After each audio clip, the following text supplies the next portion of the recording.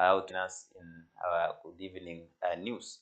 Here in the Kenya News Alert in Channel 7, I am yours, Emmanuel Bosire, and from the other side, I have our analyst today, Moody Makori. He's going to help us to dive into this great discussion we are having today about the Haiti situation and how, as a country, we are very dedicated going to send our 1,000 police officers to Haiti.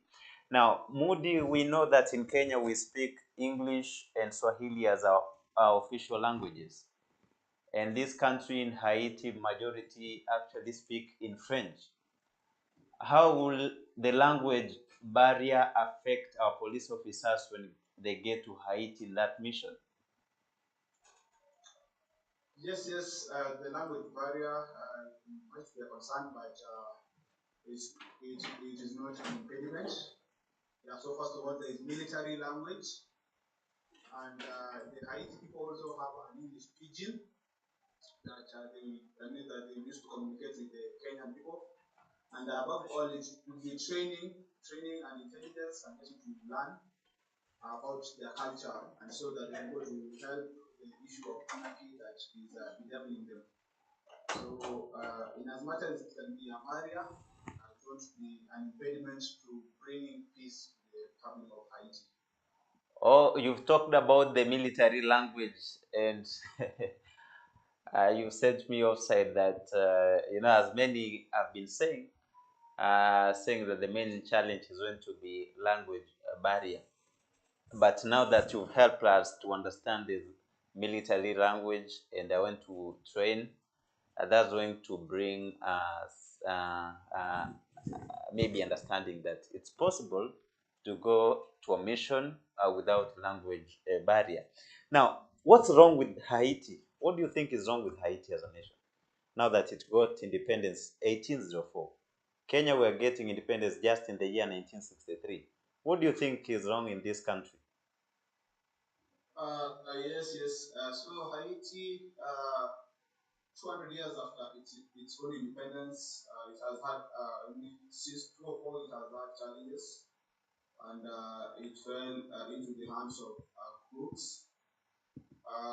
So in the year 2004, there came the issue that it got into a state of lawlessness, that is anarchy, and since then it has not had a stable government regime. Even the president was later killed, and therefore they have been quite unstable.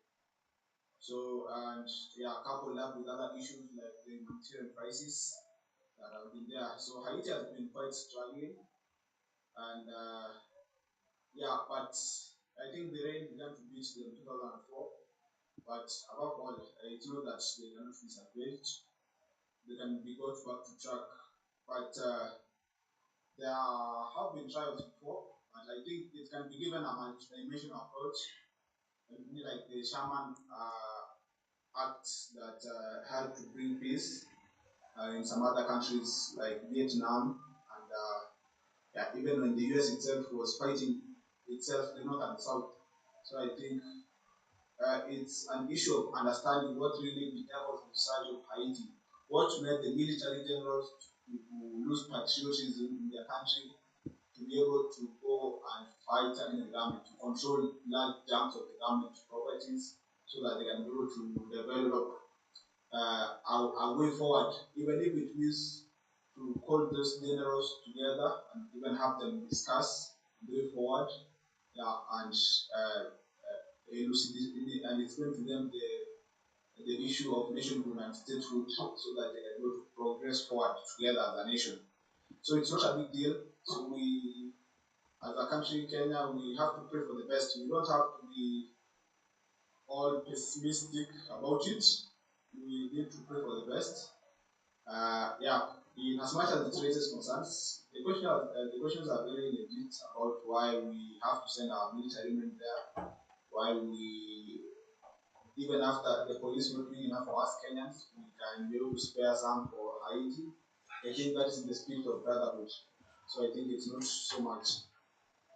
Now, what we've seen that the United States is promising to give Kenyan 15 billion, a lot of money. And you know that as Kenyans, we love getting funds, we want getting money. What could be some of the reasons as a nation we want to send 1,000 police officers to Haiti? Yes, yes. So that is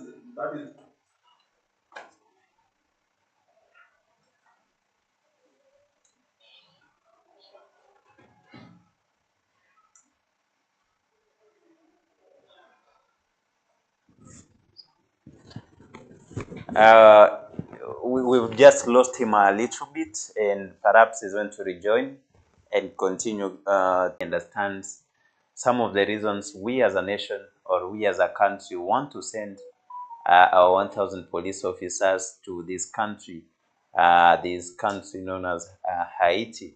One, like he has just told us that our language barrier is not going to be a problem now that we have a military language. So those in military are able to understand what they are being commanded now that they are trained, and things doing with the intelligence, they are able to understand what it needs or what it calls for going into such missions. Our analyst Makori Moody has also told us that as a country, it cannot be possible now that Haiti, our ancestors, were being taken in that country as slaves many years ago when you had the triangular trade, whereby human beings, especially from the East African coast, were being traded as a commodity, saying that that cannot be a reason that a country we went to send our police officers there 200 years after their independence. We're dating the problems in Haiti starting the year 2004. And since then, there's been lawlessness in the country, something that brought up to the assassination of their own president. So we're seeing the gangs who were originally the military officers taking part in the killings and even the state of unlawlessness in this beautiful country, Haiti, that has turned out to be a bad country where there is a lack of peace, where there is burnings of roads, people are being killed, there's high usage of drugs and substance, and even threatenings to other neighbors over the Caribbean and those that want to bring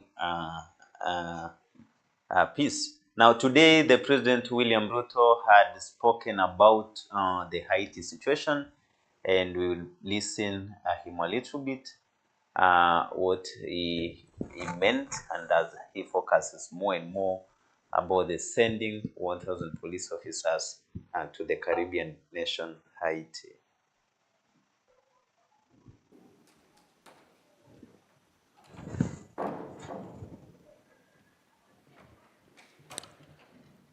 On the 21st of September, I stood before the General Assembly of the United Nations to express the case for the United Nations Security Council to deliver a framework that would facilitate the deployment of a multinational security support mission to Haiti as part of a holistic multilateral response to the challenges faced by the nation.